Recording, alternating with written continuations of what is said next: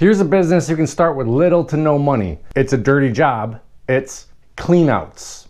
I have an employee who does this on the side, and in my main business, which is party rentals, I have a competitor with multiple businesses, and one of them is cleanouts, and I've talked to him a lot. Like I said, you can do this with no money to start with.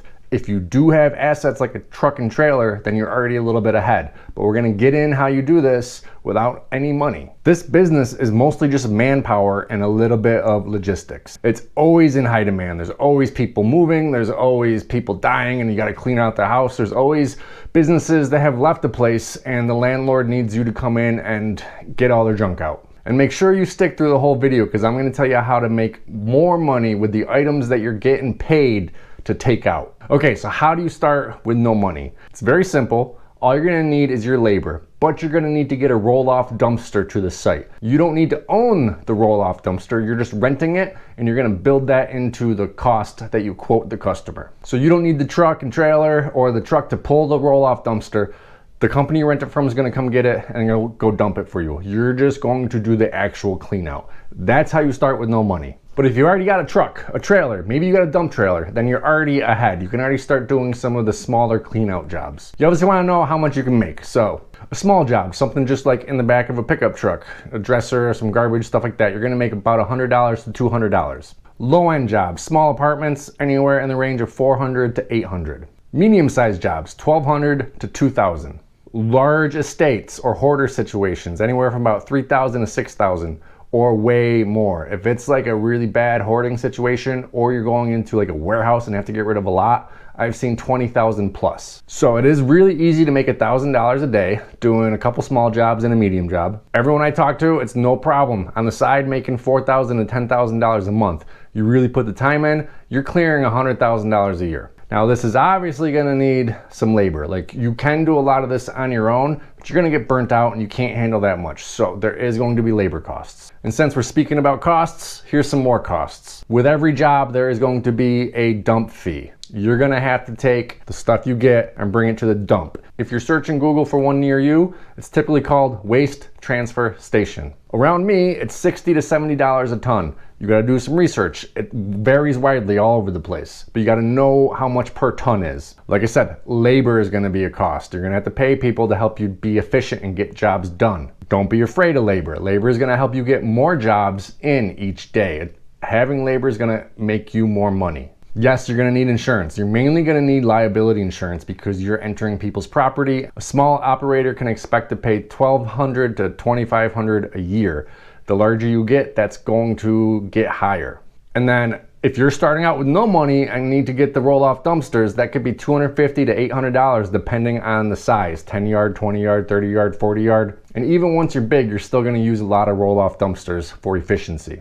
When you call a roll-off dumpster place, you want to ask them if they include the dump fee in the rental or if that's something you're gonna be charged for later. Also, keep in mind, if you are going to be picking up concrete or other heavy construction items, you need to tell that to the roll-off dumpster rental place. Because when they go to dump that and find out that it's super, super heavy, they are most likely going to surcharge you. So you should just tell them up front, get a cost for it, and then tell your customer that for concrete and really heavy items, they're gonna be paying more. Okay, this is my favorite part about a cleanout business.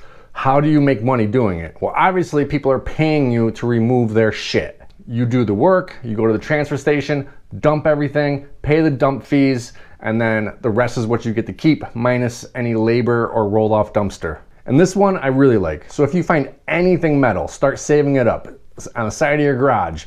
The guy that I know down the street from me, he has a separate trailer. He just throws any of the metal that he gets from cleanout jobs in that, and once it gets filled up, he goes and scraps it. You're gonna scrap all that metal for money. Scrap yards pay for metal. And if you separate it into the various categories that the scrap yard will pay for, you can get even more. But this is the one that I really like a lot because I like reselling things. Anything that looks good, put it to the side. If it's not trash, put it to the side. You can look it up on eBay and see if it's worth anything. You're gonna be looking for tools and furniture, collectibles, vintage items, antiques, jewelry, electronics, video games, board games, anything like that. You could resell on eBay, Facebook Marketplace, Craigslist. If it's antiques, if it looks antique, you can bring it to an antique shop and they'll buy it from you. Some things you might be able to bring to a pawn shop and get money right then for it. I have a friend who is real stupid. He does cleanouts on the side. Not the kid who works for me, some kid I went to school with. And he was telling me that some guy passed away and he got hired to do the cleanout. And there was tons of rocks and this equipment, he didn't know what it was. It was lapidary equipment. You use it to grind and polish rocks and make statues and jewelry and cool things. He didn't know what any of that was. He threw most of the equipment away, scrapped it for the metal, and the rocks he would just throw out his window on drives in the fields.